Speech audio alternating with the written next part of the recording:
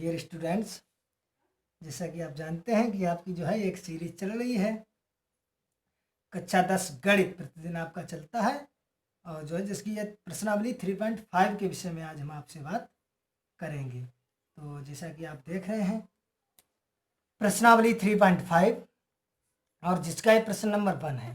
प्रश्न नंबर 1 दिया गया है कि निम्न रैखिक समीकरणों के युग्मों में से किसका एक अद्वितीय हल है, किसका कोई हल नहीं है या किसके अपरिमित रूप से अनेक हल हैं।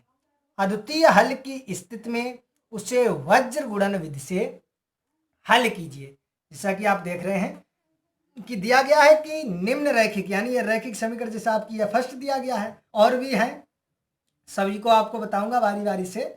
और अगर आप हमारे चैनल पर नए हैं, पहली बार हमारा वीडियो देख रहे हैं, तो हमारे चैनल को अभी आप सब्सक्राइब नहीं करेंगे जब तक हमारा पूरा वीडियो नहीं देखेंगे। जब आप पूरा वीडियो देखेंगे, अगर आपके समझ में आता है और आप कहते हैं कि ये इस टाइप का सवाल जो है हम बोर्ड परीक्षा में 101% करके आएंगे और पूरे नंबर प्राप्त करेंगे, तब आप जो है वीडियो को लाइक करेंगे, कमेंट करके हमें बताएंगे कि सर हमें समझ में आया।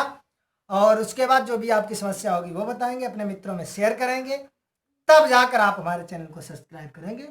और जब आप वीडियो को नहीं देखेंगे तो सब्सक्राइब मत करना, क्योंकि जब आप वीडियो को देखेंगे ही नहीं और उसे समझेंगे ही नहीं, हमने अच्छा पढ़ाया है, खराब पढ़ाया है, आपके मतलब का पढ़ाया है, आपको समझ में आया है या नहीं आया, और आपने सब्सक्राइब कर लिया, तो इससे क्या फायदा है।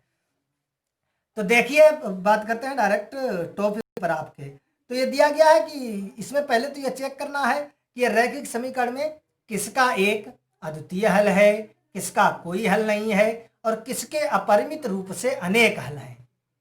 पहले तो ये चेक करना है। उसके बाद सवाल कंडीशन दी गई है कि अगर अद्वितीय हल है तो उसे वज्र गुणन विधि से हल कीजिए। तो देखते हैं, पहले तो आपको कुछ सूत्र की जानकारी देते हैं।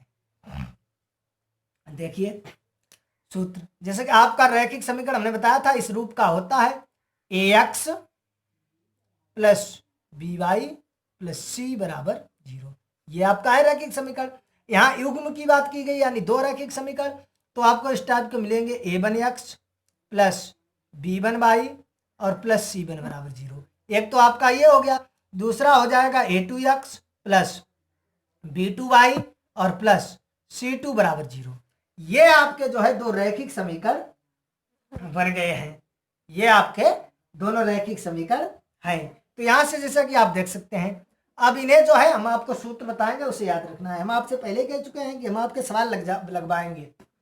जिस सवाल में जो भी सूत्र, जो भी फार्मूला प्रयोग होगा, हम आपको वहीं पर बताते चलेंगे। आप जो है अपने एक नोट्स अलग से सूत्र का बना ले, उस पर नोट करते चलें और उन्हें याद करते चलें। आपको गणित में आपको पता है कुछ भी याद करना नहीं है, सवालों को याद करना नहीं है, सिर्फ समझना है, रटना नहीं है। लेकिन सूत्रों को आपको 101% रटना है। जब तक आपको सूत्र नहीं याद होंगे, सूत्र नहीं रटे हैं आपने, तब तक आप सवालों को अच्छी तरह से नहीं समझ पाएंगे। तो आप सूत्रों की एक अलग से कॉपी बनाएंगे, एक अलग से नोट्स बनाएंगे अच्छा सा, और उसमें नोट करते जाएं। इसलिए हमने इकट्ठे सभी सूत्र नहीं बताते हैं। आप जो है कहेंगे पता नहीं कौन सा सूत्र कहाँ पर प्रयोग होगा, कैसे प्रयोग होगा। इसीलिए जिस सवाल में जो भी सूत्र प्रयोग होता है हम वहीं पर बता देते हैं कि ये सूत्र यहाँ पर प्रयोग होगा और किस प्रकार से प्रयोग होगा। तो देखिए, जो आपका ये प्रश्नावली आपकी 3.5 दी गई, इसका प्रश्न नंबर 1 है। तो इसमें कौन से सूत्र लगेंगे और कहाँ पर कैसे प्रयोग होंगे, हम आपको सभी समझाएंगे, सभी बताएंगे। तो ये आपके समीकरण है। यहां से देखिए, हम अगर निकालेंगे a1 अपान a2 और हमने निकाल लिया है b1 अपान b2 और निकालेंगे c1 upon c2। a1 upon a2 निकाल लिया, b1 अपान b2 निकाल लिया और c1 अपान c2 निकाल लिया। ये हम चेक करने के लिए आपको बता रहे हैं कि आप द्विघात समीकरण को रैखिक समीकरण को चेक करेंगे कि ये अद्वितीय हल है इसका, या कोई हल नहीं है, या अनेक हल है। उसके लिए हम आपको बता रहे हैं। तो यहां से आपको 3 कंडीशन मिलेंगी। अगर आपकी आती है कि a1 upon a2 is not equal to b1 upon b2, अगर a1 अपान a2 का मान और b1 अपान b2 का मान बराबर नहीं है, तो आप कह सकते हैं कि रैखिक समीकरण के युग्म के जो है अद्वितीय रूप से एक अद्वितीय हल होगा। इसका जो है जिसे आप सवाल है अद्वितीय हल होगा, जिसका एक अद्वितीय हल होगा। तो यहां से आप लिख सकते हैं अद्वितीय हल होगा। ये अगर a1 अपान a2 और b1 अपान b2 बराबर नहीं है तो आपको याद रखना है कि इसका अद्वितीय हल होगा। और अगर आपका A1/A2 बराबर है B1/B2 के, लेकिन C1/C2 के बराबर नहीं है। A1/A2 और B1/B2 तो बराबर है, लेकिन C1/C2 बराबर नहीं है। तो यहां लिख सकते हैं कि जो है रैखिक समीकरण का कोई हल नहीं होगा, कोई हल नहीं होगा। ये आप लिखेंगे कि रैखिक समीकरण का कोई हल नहीं होगा। और तीसरी कंडीशन है कि अगर A1/A2 बराबर B1/B2 और बराबर C1/C2, अगर तीनों ये बराबर आते हैं, तीनों ये बराबर आते हैं, A1/A2 और B1/B2 और C1/C2 तीनों आपके ये बराबर आते हैं, तो आप कह सकते हैं कि अपरिमित रूप से जो है इसके अनेक हल होंगे।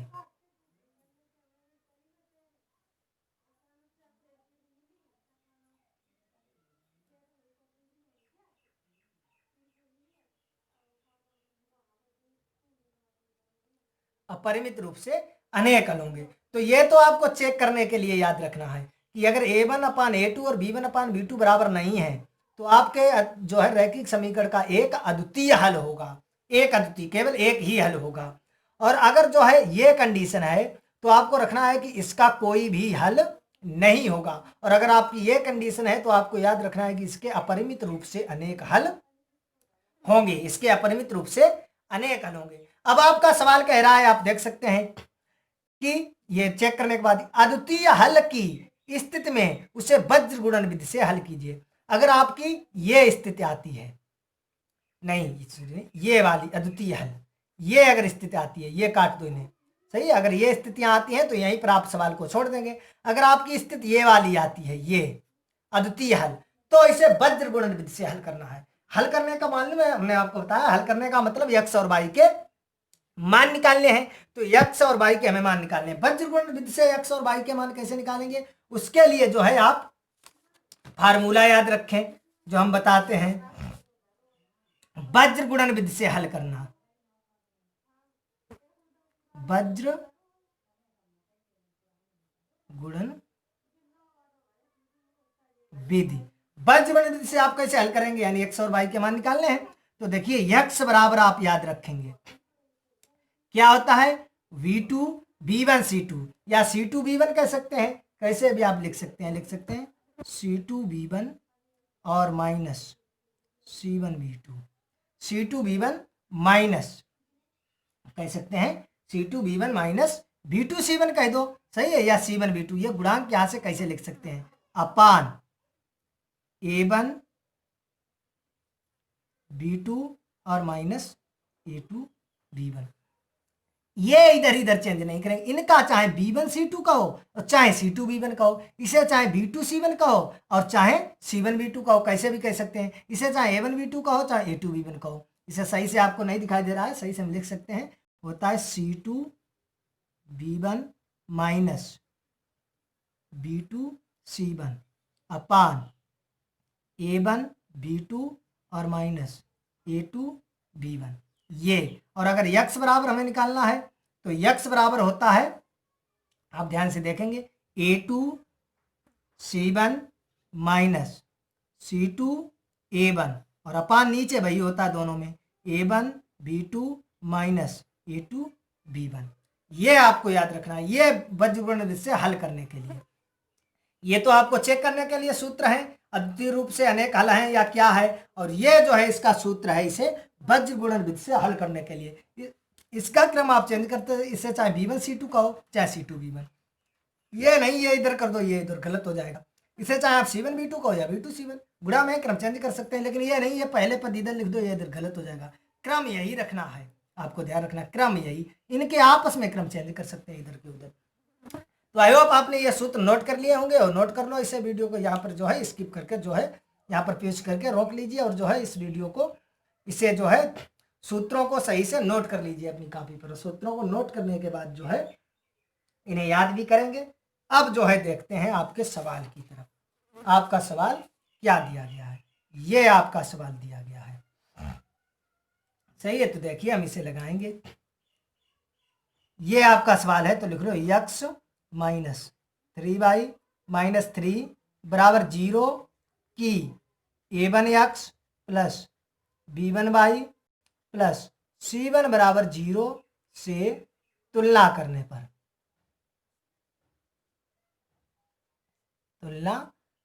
पर, देखो जब तुलना करेंगे तो a1 बराबर यानी x का गुणांक है a1, यहाँ x का गुणांक 1, b1 बराबर y का है तो यहाँ -3 और c1 बराबर अचर पद यहाँ -3।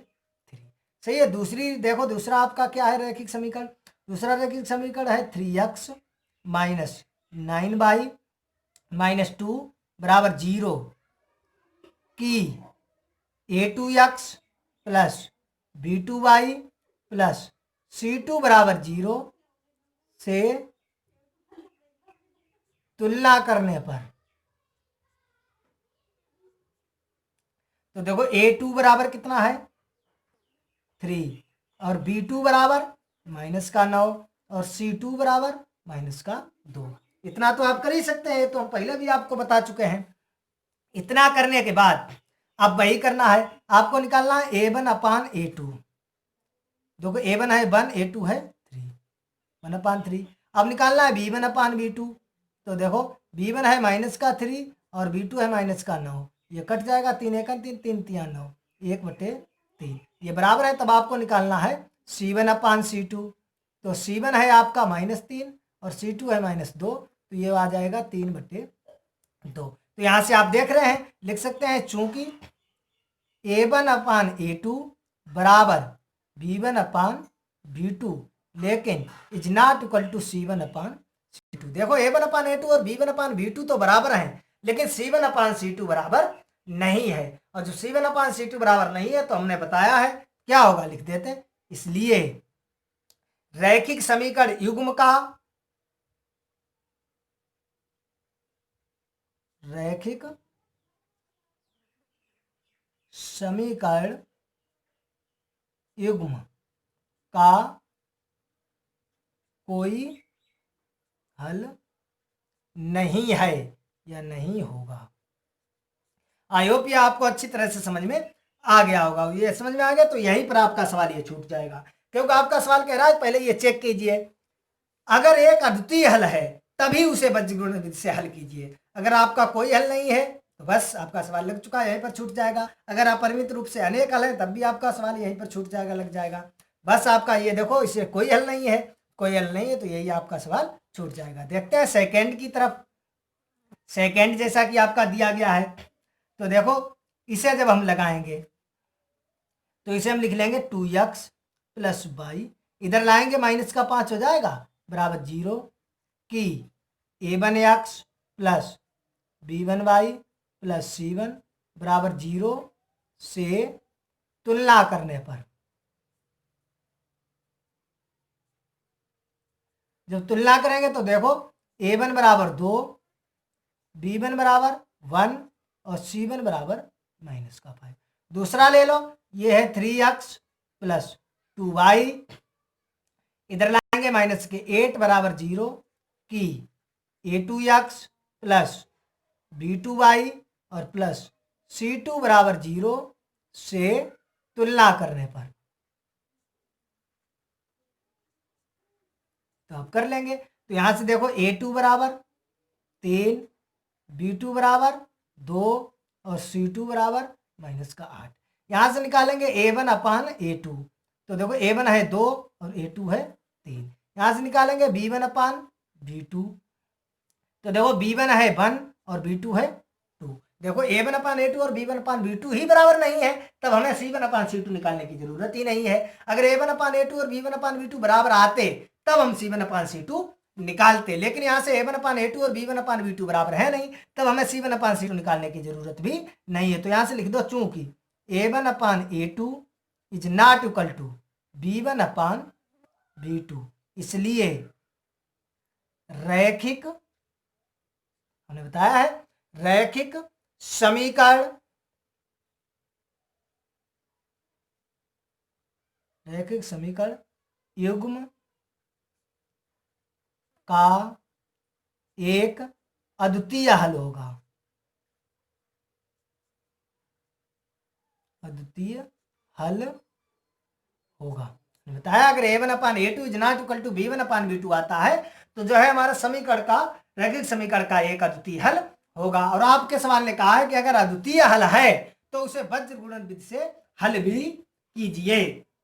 तो देखिए वज्र गुणन विधि से हल करने के लिए कुछ भी नहीं करना है, बस उसे जो है हमने बताया है सूत्र याद रखें आप, वज्र गुणन विधि।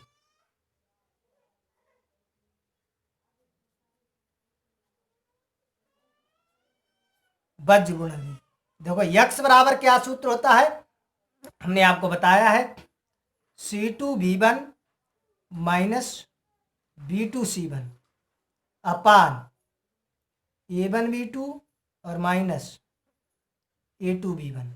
और y बराबर क्या होता है, y बराबर होता है A2C1 माइनस C2A1 अपान A1V2 और माइनस A2V1।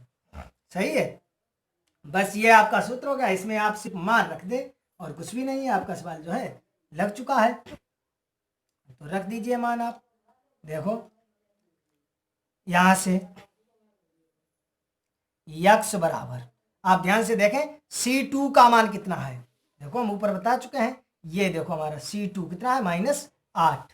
सही, आप देखते जाएं तभी तो कहते हैं आप नोट करते जाएं। अब देखिए हमने ऊपर पेज बढ़ा दिया तो आपको दिखाई नहीं देगा, जब आप अपनी कॉपी पर नोट कर लेंगे तब आपको दिखाई देगा। तो C2 है -8 और इंटू V1 देखो कितना है 1 माइनस B2 कितना है 2 और माइनस इंटू C1 कितना है -5 अपान A1 कितना है 2 इंटू V2 कितना है 2 माइनस A2 कितना है A2 3 और इंटू V1 कितना है 1।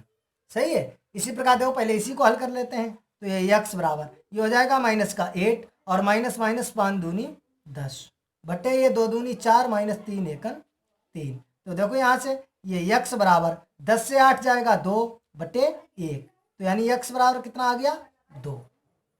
समझ में आ गया है। अब देखिए यहाँ से y बराबर निकालेंगे तो मान रख दो A2,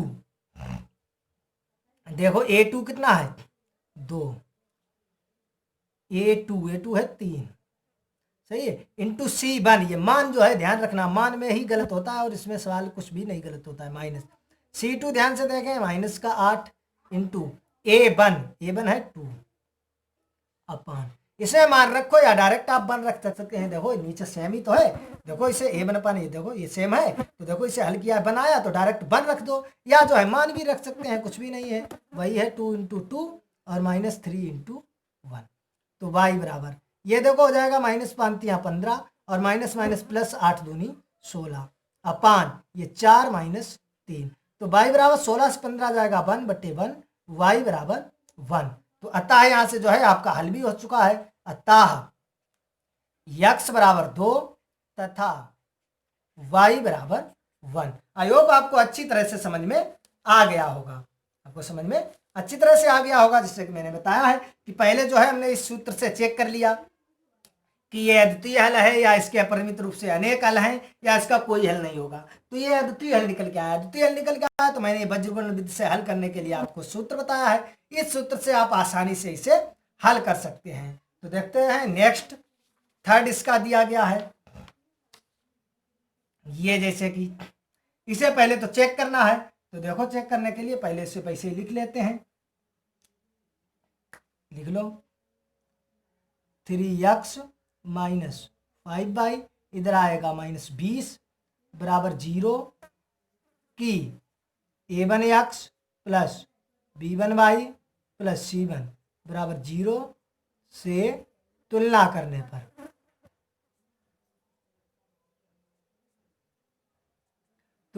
पर तो देखो a1 बराबर कितना हो जाएगा 3, b1 बराबर -5 और c1 बराबर -20।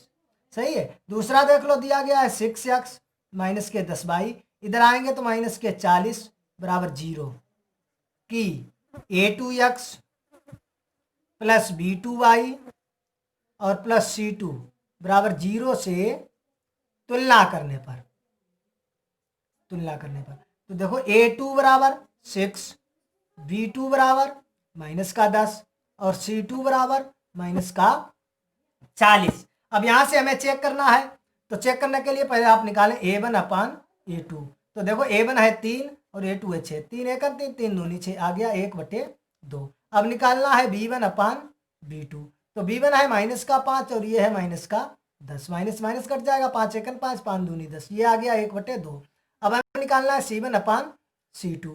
तो ये है माइनस का 20 और ये है माइनस का 40, माइनस से माइनस कट जाएगा, 20 एक 20, 20 दूना 40, 1/2। यहां से देख रहे हैं आप तीनों बराबर आए हैं, तो हम लिख सकते हैं चूंकि A1 अपान A2 बराबर B1 अपान B2 और बराबर C1 अपान C2, इसलिए जब तीनों बराबर हैं, बराबर के लिए हमने आपको कंडीशन बताई है, जब तीनों बराबर हैं अपरिमित रूप से जो है अनेक हल होंगे, इसलिए लिख दो रैखिक समीकरण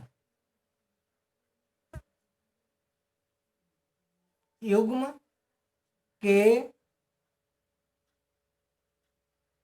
अपरिमित रूप से अनेक हल होंगे।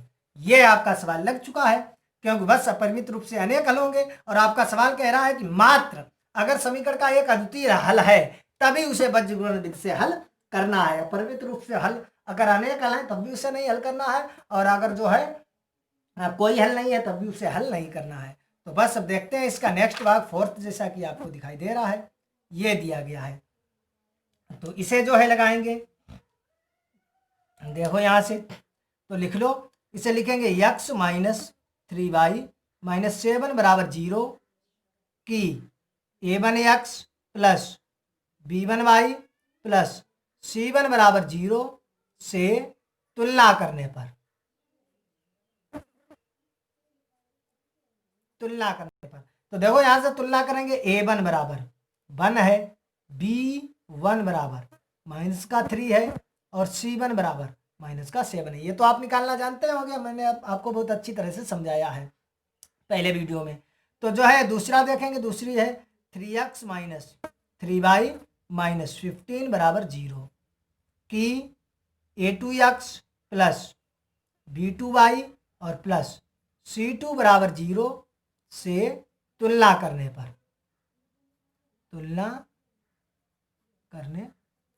जो तुलना करेंगे तो देखो A2 बराबर 3, B2 बराबर माइनस का 3 और C2 बराबर माइनस का 15।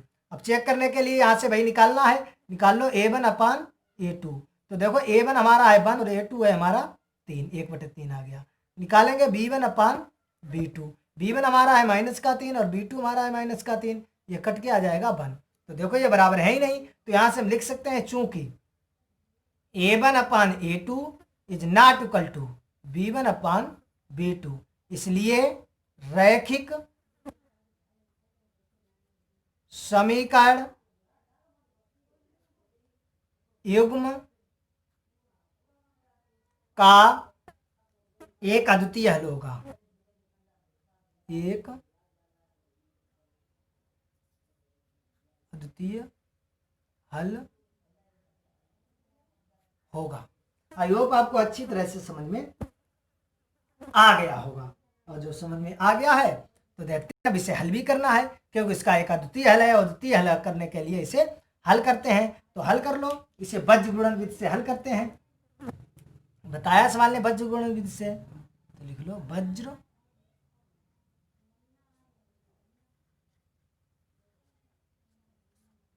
वज्रगुणन विधि। वज्रगुणन विधि जैसा कि आप जानते हैं, आपकी क्या है, x बराबर आपका क्या सूत्र है, C2B1 माइनस B2C1 अपान A1 B2 minus A2 B1, और y बराबर आपका क्या है, A2 C1 minus C2 A1 अपान A1 B2 और माइनस A2 B1।